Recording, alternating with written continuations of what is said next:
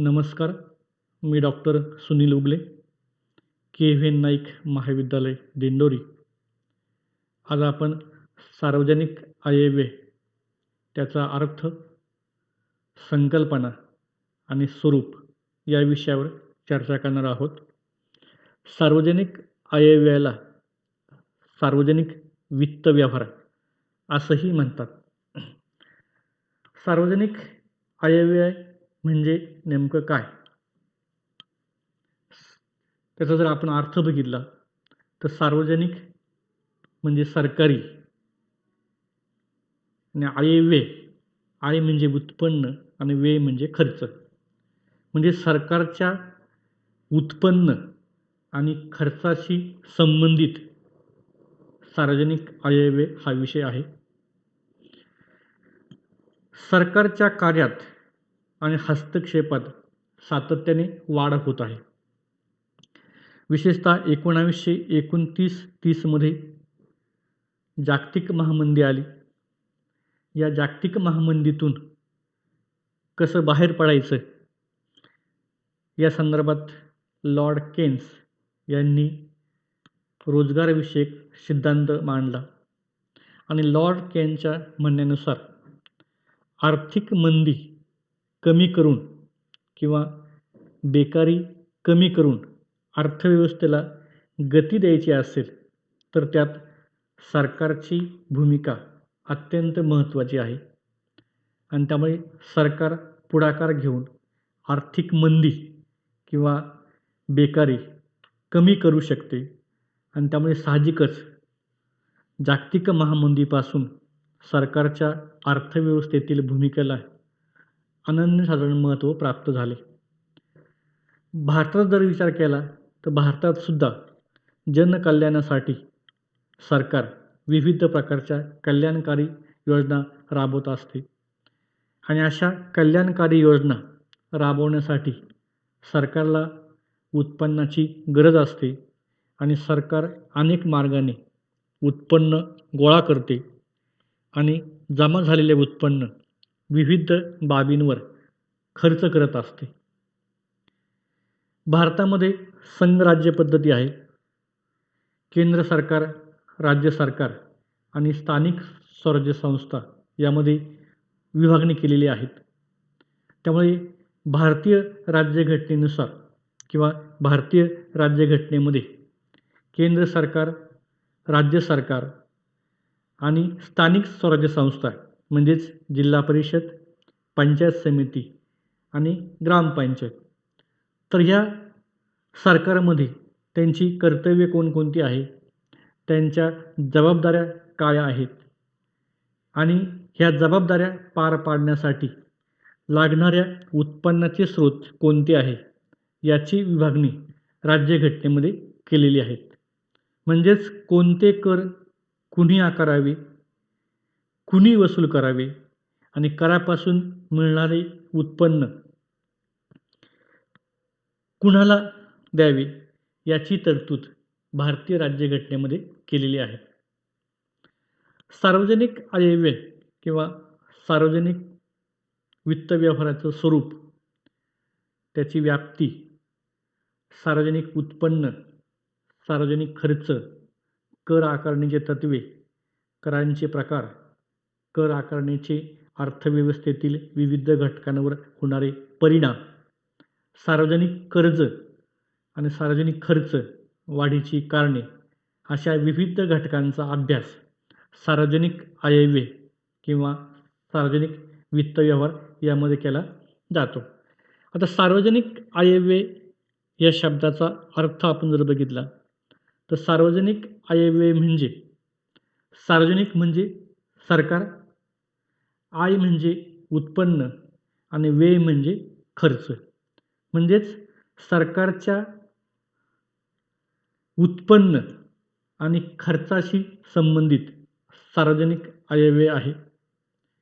सार्वजनिक आयव्यय हे राजकोषीय शास्त्र असून त्यात सरकारने अर्थव्यवस्थेत किती हस्तक्षेप करावा, सार्वजनिक उत्पन्न व खर्च कसा व किती करावा यासारख्या राजकोषीय किंवा राज्यवित्तीय व्यवहारांच्या बाबतीत विश्लेषण केले जाते. म्हणजे एकंदरीत सार्वजनिक आयव्ययामध्ये सरकारच्या उत्पन्नाशी संबंधित आणि सरकारच्या खर्चाशी संबंधित बाबींचा अभ्यास केला जातो. सार्वजनिक आयव्यय म्हणजे काय? याबाबत अनेक अर्थशास्त्रज्ञांनी व्याख्या केलेल्या आहेत. त्यातले एक शास्त्रज्ञ म्हणजे डॉक्टर डाल्टन यांच्या मते सार्वजनिक आयव्यय म्हणजे काय याची संकल्पना त्यांनी दिलेली आहे.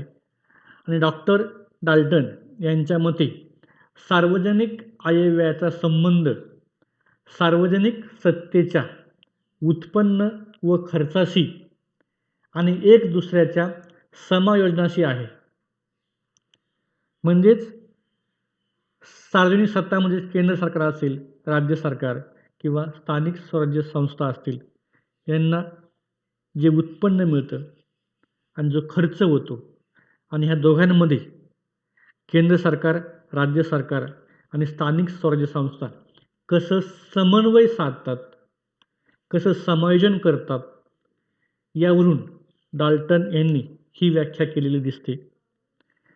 सर्वसामान्य व्यक्तीप्रमाणेच सरकारला सुद्धा उत्पन्न आणि खर्च यांच्यामध्ये समायोजन करण्यासाठी तारेवरची कसरत करावी लागते. विशेषतः सरकारला विविध मार्गाने जे उत्पन्न मिळते त्या उत्पन्नाच्या स्रोतामध्ये फारशी वाढ झालेली दिसत नाही.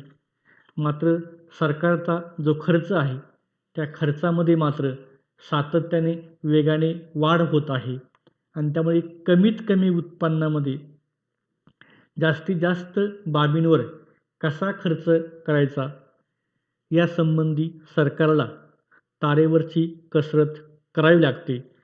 आणि सार्वजनिक आयव्ययामध्ये सरकार उत्पन्न आणि खर्च यामध्ये कसा मेळ घालते, कसं समायोजन करते याचं विश्लेषण केलं जातं. म्हणजेच थोडक्यात सार्वजनिक आयव्यय म्हणजे केंद्र सरकार, राज्य सरकार व स्थानिक स्वराज्य संस्था म्हणजेच जिल्हा परिषद, पंचायत समिती आणि ग्रामपंचायत यांचं उत्पन्न आणि खर्च आणि त्यांच्या बाबतीतील तत्त्व यांचा अभ्यास केला जातो. एकंदरीत डाल्टनच्या या व्याख्येवरून सरकारचं उत्पन्न आणि खर्च कसं होतं, त्यात कसं समायोजन केलं जातं याची आपल्याला कल्पना येते. सार्वजनिक आयव्ययाचे स्वरूप, नेचर ऑफ पब्लिक फायनान्स किंवा सार्वजनिक वित्त व्यवहाराचे स्वरूप. कोणत्याही शास्त्राच्या स्वरूपावरून ते शास्त्र नेमकं कसं आहे, इतर शास्त्रांपेक्षा ते कसं भिन्न किंवा वेगळं आहे हे समजतं. आणि आपल्याला सार्वजनिक आयव्ययाच्या स्वरूपावरून सुद्धा सार्वजनिक आयव्ययाचे खरे रूप समजते. ज्याप्रमाणे एखादी वस्तू आपण न बघताही जर एखाद्या व्यक्तीने तिचं वर्णन करून किंवा स्वरूप जर सांगितलं तर त्या वर्णनावरून किंवा त्या स्वरूपावरून ती वस्तू न बघताही ती वस्तू नेमकी कशी आहे याची आपल्याला कल्पना येते. त्याचप्रमाणे कोणत्याही शास्त्राच्या स्वरूपावरून नेमकं ते शास्त्र कसं आहे याची कल्पना येते. आता सार्वजनिक आयव्ययाचे स्वरूप नेमके कसे आहे याची कल्पना आपल्याला विविध मुद्द्यांवरून येते. एक, सार्वजनिक आयव्यय हे एक सामाजिक शास्त्र आहे. अर्थशास्त्र हे एक सामाजिक शास्त्र आहे. अर्थशास्त्रामध्ये अमर्याद गरजा आणि मर्यादित साधने यांचा मेळ घालण्याच्या दृष्टीने करण्यात येणाऱ्या मानवी प्रयत्नांचा अभ्यास अर्थशास्त्रामध्ये होतो. त्याचप्रमाणे सार्वजनिक आयव्यय या शास्त्रात सुद्धा समाजाशी संबंधित घटकांचा अभ्यास होत असल्यामुळे सार्वजनिक आयव्यय हे एक सामाजिक शास्त्र आहे. सामाजिक गरजांची पूर्तता करण्यासाठी सरकार प्रयत्न करते आणि त्यामुळे सार्वजनिक आयव्यय हे एक नैसर्गिक शास्त्र नसून ते एक सामाजिक शास्त्र आहे. समाजाशी संबंधित घटकांचा अभ्यास त्यामध्ये होतो. 2. उत्पन्न व खर्चाचा मेळ घालणे. सर्वसामान्य व्यक्ती आणि सरकार यांची आपण जर तुलना केली तर सरकारला आणि सर्वसामान्य व्यक्तीला आपल्या उत्पन्न आणि खर्चाशी मेळ घालावा लागतो.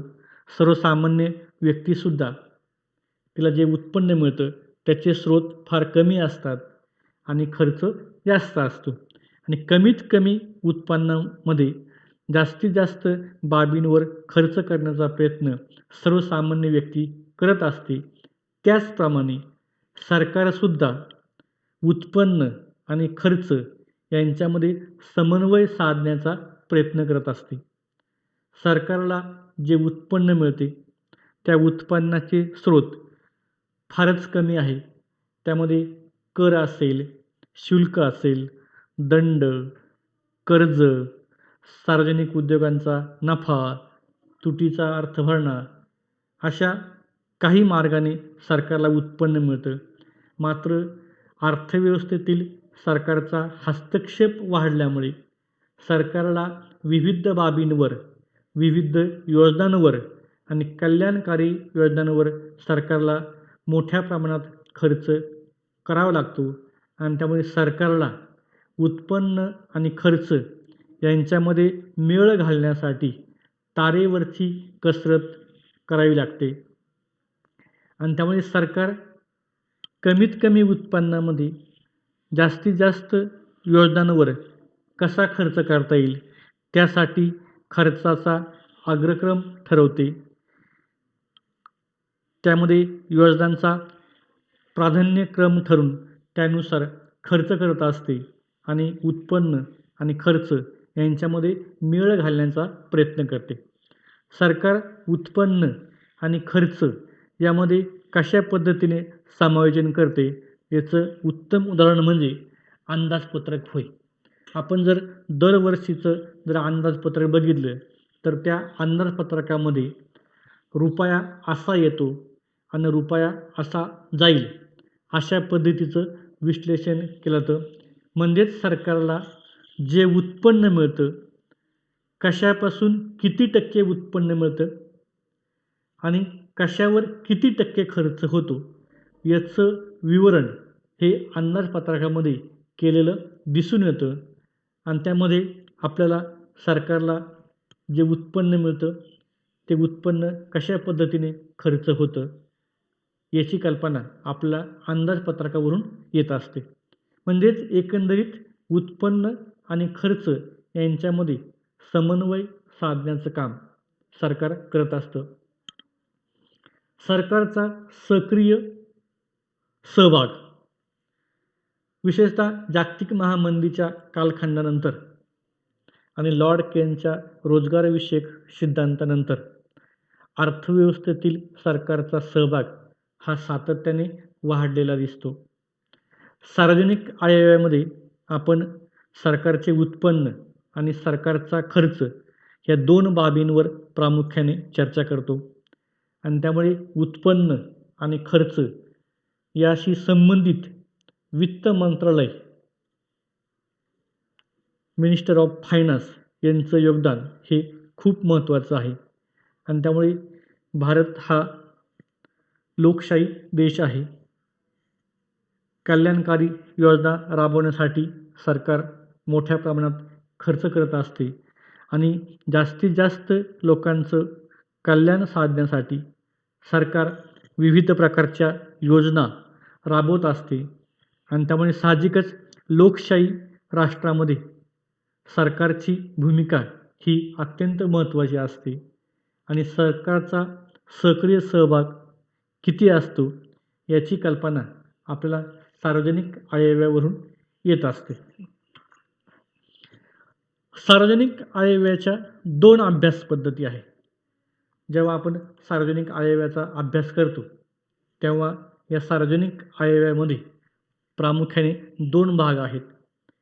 एकामध्ये तत्त्वे, नियम म्हणजेच सार्वजनिक आयव्ययाचे विविध तत्त्व, नियम आणि सिद्धांताचा अभ्यास होतो. तर दुसऱ्या बाजूला सांख्यिकीय अभ्यास होतो. म्हणजे सार्वजनिक आयव्ययाच्या प्रत्यक्ष व्यवहारांचा सविस्तर व सांख्यिकीय अभ्यास यामध्ये केला जातो.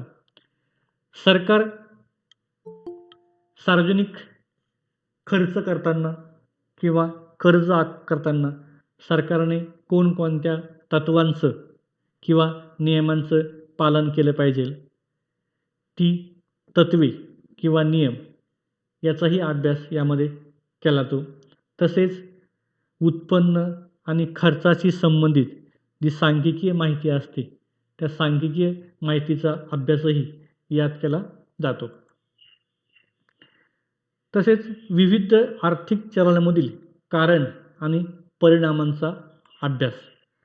सार्वजनिक आयव्ययामध्ये प्रामुख्याने 3 आर्थिक घटक आहे किंवा आर्थिक चल आहे ज्याचा अर्थव्यवस्थेवर परिणाम होत असतो. त्यामध्ये सार्वजनिक उत्पन्न, सार्वजनिक खर्च आणि सार्वजनिक कर्ज. आणि या तिघांमध्ये समन्वय साधण्याचं काम हे कशा पद्धतीने होतं ते आपण वित्तीय प्रशासनामध्ये बघतो. या तीनही घटकांचा एकमेकावर परिणाम होत असतो.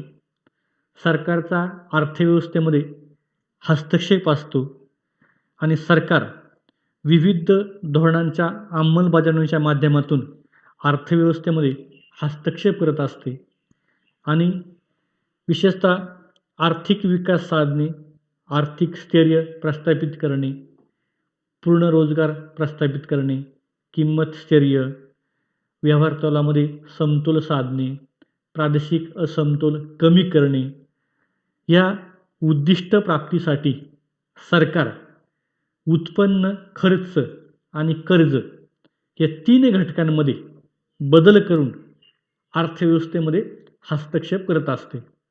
म्हणजेच उत्पन्न, खर्च आणि कर्ज या आर्थिक चलनांमधील कारण आणि परिणाम कसा होतो याचं विश्लेषण आपल्याला सार्वजनिक आयव्ययामध्ये बघायला मिळतं. सार्वजनिक आयव्ययाचं आपण जर स्वरूप बघितलं तर नैसर्गिक शास्त्र आणि सामाजिक शास्त्र यांची आपण जर तुलना केली तर सामाजिक शास्त्रामध्ये निष्कर्षांची पडताळणी केली जात नाही. तर नैसर्गिक शास्त्र किंवा वैज्ञानिक शास्त्रामध्ये निष्कर्षांची पडताळणी करण्यासाठी नियंत्रित प्रयोग केले जातात.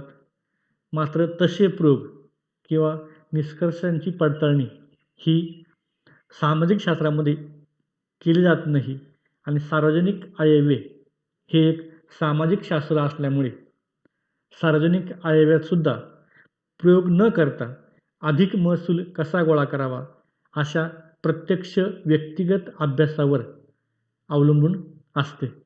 म्हणजेच सार्वजनिक आयव्ययाचा संबंध समाजाशी किंवा व्यक्तीशी येत असतो आणि त्यामुळे साहजिकच सामाजिक शास्त्रामध्ये निष्कर्षांची पडताळणी केली जात नाही तर प्रत्यक्ष व्यक्तिगत अभ्यासावर भर दिला जातो.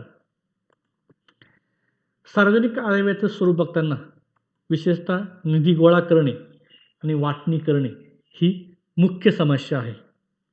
सरकार उत्पन्न मिळवण्यासाठी विविध स्रोतांच्या माध्यमातून उत्पन्न गोळा करत असते आणि त्यामुळे कुठून किती प्रमाणात वित्तीय सामग्री मिळवावी, तिची वाटणी कशी करावी ही समस्या आहे आणि ही समस्या सोडवण्यासाठी संघीय वित्त तत्त्वाचा आधार घेतला जातो. विशेषतः कोणत्याही वस्तूच्या निर्मितीसाठी 4 उत्पादन घटकांची गरज असते.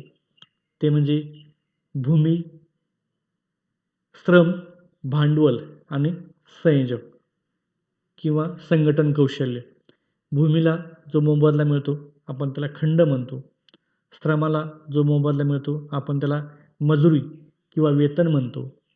भांडवलाला जो मोबदला मिळतो त्याला आपण व्याज म्हणतो, आणि संघटन कौशल्य त्यांना जो मोबदला मिळतो तो नफा. तर निधी गोळा करणे आणि वाटणी करणे ही सार्वजनिक आयव्ययामधील महत्त्वाची समस्या आहे. त्यानंतर आर्थिक धोरणे व आर्थिक रचनेवर प्रभाव. विशेषतः सरकारचा अर्थव्यवस्थेवर प्रभाव पडतो. सरकार विविध प्रकारची आर्थिक धोरणे राबवत असते आणि अर्थव्यवस्था नियंत्रित करत असते, आणि त्यामुळे सार्वजनिक आयव्ययाचा देशाची आर्थिक धोरणे व आर्थिक रचना यावर प्रभाव पाडणाऱ्या राजकोषीय धोरणाशी संबंध असतो. अर्थव्यवस्थेमध्ये प्रामुख्याने 2 धोरणे आहेत.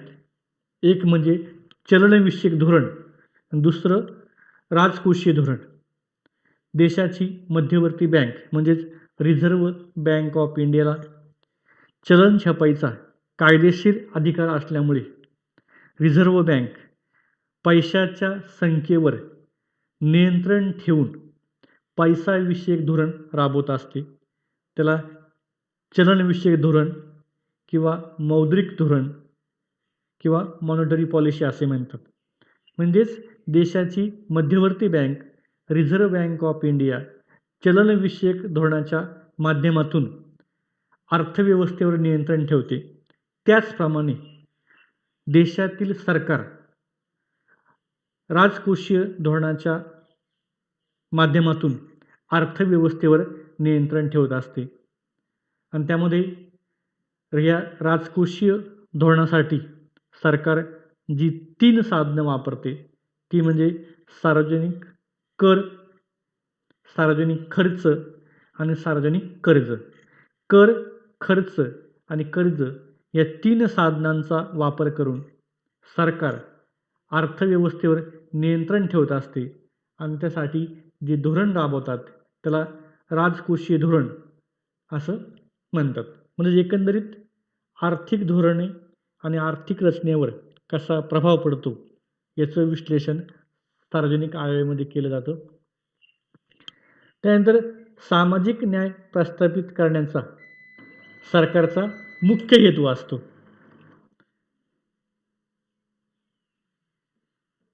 महत्तम सामाजिक लाभ म्हणजे जास्तीत जास्त लोकांचं कल्याण कसं साध्य करावं या संदर्भात डॉक्टर डाल्टन यांनी महत्तम सामाजिक लाभ तत्त्व मांडलेलं आहे, आणि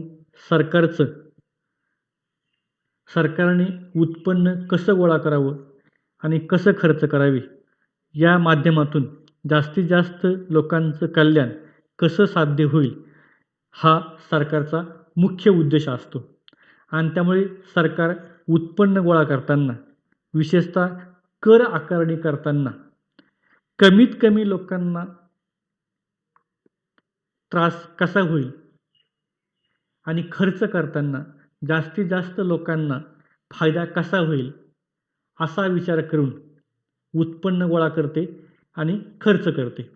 आणि त्यामुळे जास्तीत जास्त लोकांचं कल्याण साध्य व्हावं या उद्देशाने सरकार कर आकारताना गरिबांना करमाफी, मध्यम वर्गाला कमीत कमी कर आणि श्रीमंतांना जास्तीत जास्त कर. कारण की श्रीमंतांचं उत्पन्न जास्त असतं, त्यामुळे त्यांच्यावर जास्त जरी कर आकारला तरी त्याचा त्रास त्यांना जास्त होत नाही. त्याचप्रमाणे खर्च करताना श्रीमंतांवर खर्च न करणे किंवा खूपच कमी करणे, मध्यम वर्गांवर बऱ्यापैकी खर्च करणे आणि गरिबांवर सर्वाधिक खर्च करणे. तर अशा पद्धतीने सरकार उत्पन्न गोळा करताना, विशेषतः कर आकारणी करताना आणि खर्च करताना जास्तीत जास्त लोकांचं कल्याण कसं साध्य होईल हे बघत असते. आणि कल्याणकारी राज्य संकल्पनेनुसार सरकार जनतेचे कल्याण साधण्यासाठी विविध प्रकारच्या योजना राबवत असते. या सर्व मुद्द्यांवरून आपल्याला सार्वजनिक आयव्ययाचे स्वरूप नेमके कसे आहे याची कल्पना येते. कोणत्याही शास्त्राच्या स्वरूपावरून नेमकं ते शास्त्र कसं आहे, इतर शास्त्रांपेक्षा ते कसं वेगळं किंवा कसं भिन्न आहे याची आपल्याला कल्पना येते. धन्यवाद.